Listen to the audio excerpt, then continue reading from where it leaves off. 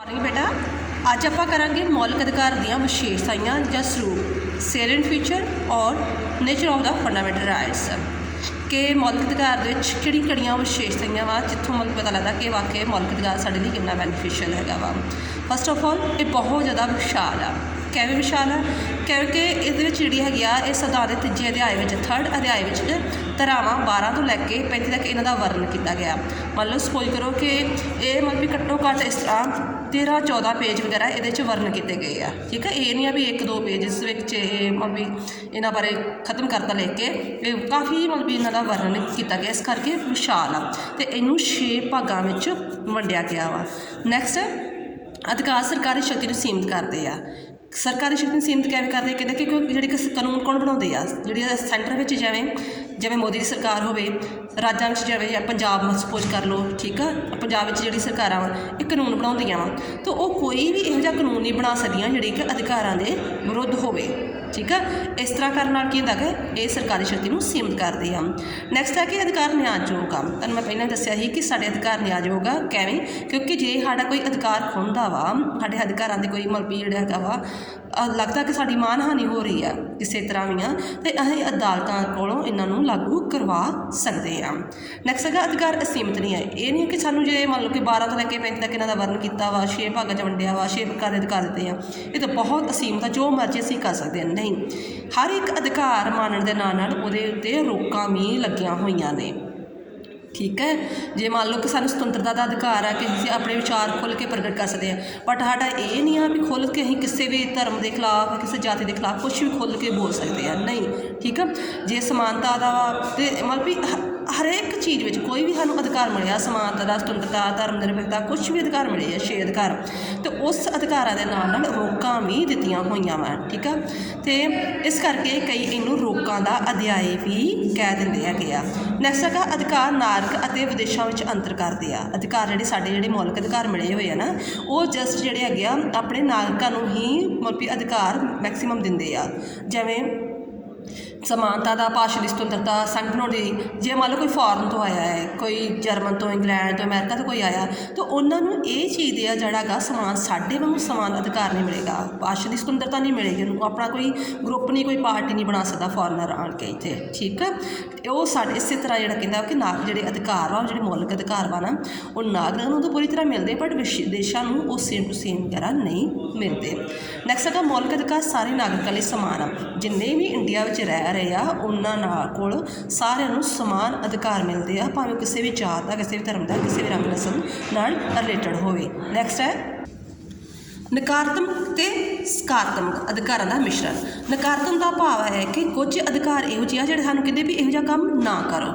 ठीक है, भी भाव जिवें कि हुण उपाधियां वा धारा 18 में क्या गया कि उपाधियां नहीं असीं कहण लैणीआं। मान लो कोई पंजाब का जिहड़ा हैगा वा वो पाकिस्तान जांदा वा जां जिहड़ा इंग्लैंड जांदा वा उहनूं स्पैशल कोई उपाधि मिलदी आ। ठीक है, किसी उपाधि तो आप रणजीत सिंह महाराजा रणजीत सिंह कहते सन जां शेरे पंजाब कहने कोई उपाधि दे दिन्ने आ तो वो उपाधियां हुण वो नहीं लै सकदा जिन्ना तक वो सरकार कोलों परमिशन नहीं लैंदा।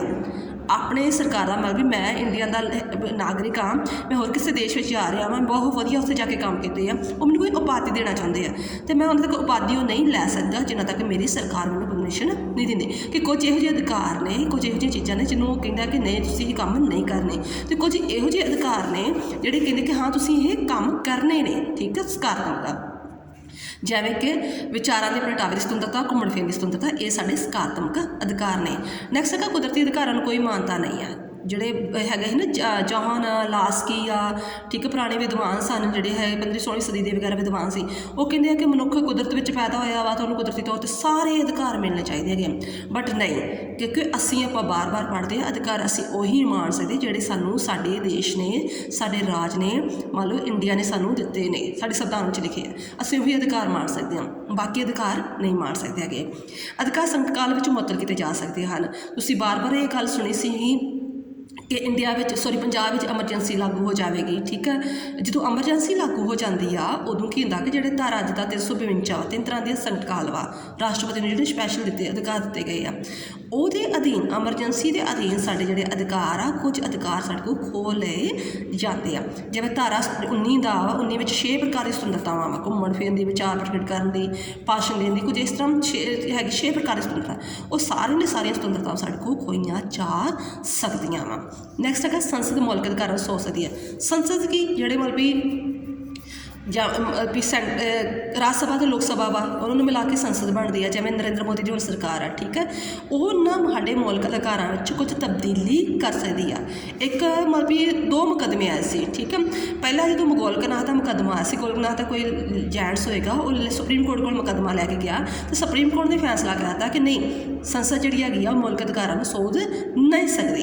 ਫਿਰ ਤਾਂ ਆਫਟਰ ਕੁਝ ਸਮੇਂ ਬਾਅਦ ਜਿਹੜਾ ਹੈਗਾ ਵਾ, ਫਿਰ ਇਹ ਕੇਸ਼ਵ ਨੰਦ ਦਾ ਮੁਕੱਦਮਾ ਆਇਆ, ਠੀਕ ਹੈ। ਅਤੇ ਕੇਸ਼ਵ ਨੰਦ ਦੇ ਮੁਕੱਦਮੇ ਵਿੱਚ ਜਿਹੜਾ ਹੈਗਾ ਹੀ ਸੰਸਦ ਨੇ ਨਹੀਂ, ਸੁਪਰੀਮ ਕੋਰਟ ਨੇ ਸੁਣਵਾਈ ਕੀਤੀ ਕਿ ਯੈਸ, ਜਿਹੜੀ ਹੈਗੀ ਸੰਸਦ ਜਿਹੜੀ ਹੈਗੀ ਆ ਉਹ ਮੌਲਿਕ ਅਧਿਕਾਰਾਂ ਵਿੱਚ ਸੋਧ ਕਰ ਸਕਦੀ ਆ।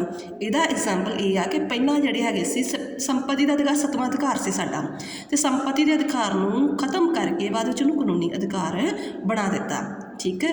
ਭਾਵ ਕਿ ਜਿਹੜੀ ਸਾਡੀ ਸੰਸਦ ਆ, ਸਾਡੀ ਜਿਹੜੀਆਂ ਸਰਕਾਰਾਂ ਵਾ, ਸੈਂਟਰ ਦੀਆਂ ਸਰਕਾਰਾਂ ਵਾ, ਉਹ ਸਾਡੇ ਮੌਲਿਕ ਅਧਿਕਾਰਾਂ ਵਿੱਚ ਚੇਂਜਸ ਕਰ ਸਕਦੀਆਂ ਨੇ।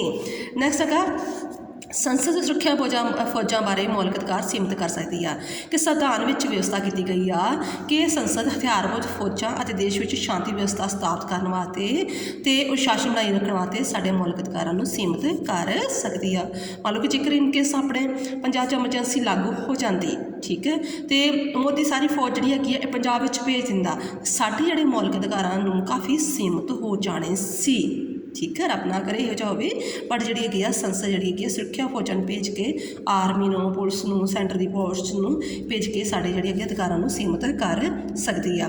ਮੌਲਿਕ ਅਧਿਕਾਰ ਸਾਡੀਆਂ ਸਮਾਜਿਕ ਸਥਿਤੀਆਂ ਅਨੁਸਾਰ ਹੁੰਦੇ ਹਨ। ਕਹਿੰਦਾ ਕਿ ਮੌਲਿਕ ਅਧਿਕਾਰ ਦੇਸ਼ ਦੀਆਂ ਸਮਾਜਿਕ ਸਥਿਤੀਆਂ ਅਨੁਸਾਰ ਹੁੰਦੇ ਆ। ਦੇਸ਼ ਵਿੱਚ ਛੂਤ ਛਾਤ, ਬੇਗਾਰ ਆਦਿ ਅੰਧਕਾਰ, ਪਛੜੀ ਜਾਤੀਆਂ, ਘੱਟ ਗਿਣਤੀਆਂ ਦੀ ਰੱਖਣ ਲਈ ਵਿਸ਼ੇਸ਼ ਪ੍ਰਬੰਧ ਕਰਦੇ ਆ। ਮੰਨ ਲਓ ਕਿ ਅਮਰੀਕਾ 'ਚ ਵੀ ਮੌਲਿਕ ਅਧਿਕਾਰ ਹੈਗੇ ਆ, ਇੰਗਲੈਂਡ 'ਚ ਵੀ ਹੈਗੇ ਆ, ਬਾਕੀ ਦੇਸ਼ਾਂ 'ਚ, ਬਟ ਸਾਰਿਆਂ ਦੇ ਜਿਹੜੇ ਮੌਲਿਕ ਅਧਿਕਾਰ ਆ ਸਾਰੇ ਦੇਸ਼ਾਂ ਦੇ ਆਪਣੀ ਸਮਾਜਿਕ ਆਰਥਿਕ ਸਥਿਤੀ ਦੇ ਅਨੁਸਾਰ ਹੀ ਬਣੇ ਹੁੰਦੇ ਆ। ਨੈਕਸਟ ਹੈ ਅਧਿਕਾਰਾਂ ਦਾ ਵਰਗੀਕਰਨ। ਵੀ ਇਹਨਾਂ ਦਾ ਕਲਾਸੀਫਿਕੇਸ਼ਨ ਕੀਤਾ ਹੈਗਾ ਵਾ। ਜਿਵੇਂ ਤੁਸੀਂ ਮਤਲਬ ਵੀ ਪੜ੍ਹਦੇ ਹੋ, ਪਹਿਲਾਂ +1 ਕਲਾਸ, ਫਿਰ 2, ਫਿਰ ਫਸਟ ਈਅਰ, ਫਿਰ ਸੈਕੰਡ ਈਅਰ, ਇਸ ਤਰ੍ਹਾਂ ਕਲਾਸੀਫਿਕੇਸ਼ਨ ਹੋਈ ਆ ਤੁਹਾਡੀ ਵੀ ਆਰਟਸ ਕਲਾਸ ਦੀ, ਠੀਕ ਹੈ।